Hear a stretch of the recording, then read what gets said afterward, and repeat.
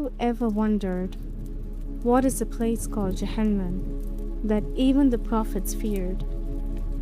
A place so terrifying that when it was shown to the Messenger of Allah sallallahu alaihi wasallam, he wept. Jahannam is not a metaphor. It is not symbolic. It is not just spiritual suffering. It is a real creation of Allah, created with blazing fire, punishment, chains, boiling water, and torment beyond imagination.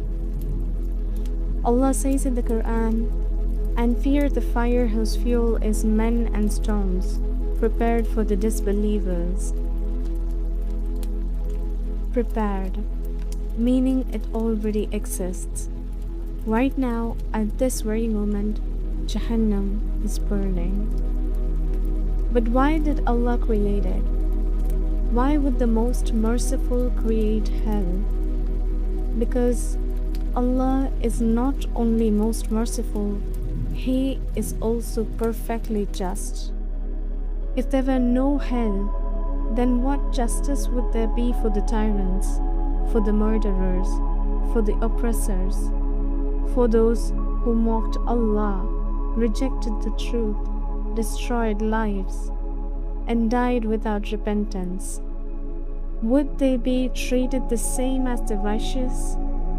Allah says, "Then did you think that we created you uselessly, and that to us you would not be returned?" Jahannam exists because actions have consequences, because justice must be fulfilled, because evil cannot go unanswered forever. But understand this carefully.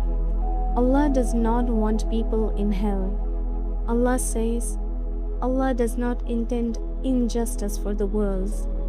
He warns us about Jahannam again and again and again, because He wants us to avoid it.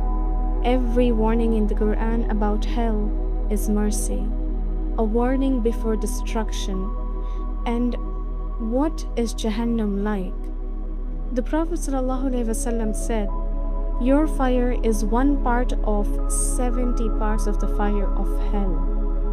Imagine the hottest fire you've ever felt. Multiply it by 70 times. That is the least comparison. Its depth is unimaginable. The Prophet ﷺ said, "A stone thrown into hell would fall for 70 years before reaching the bottom." 70 years just falling.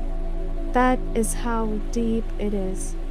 Its people will beg for death, but death will not come.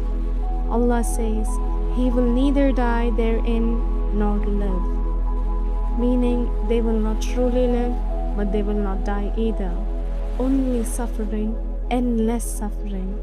And this is only the beginning, because Jahannam has levels, different depths, different punishments for different sins, some deeper, some more severe than others.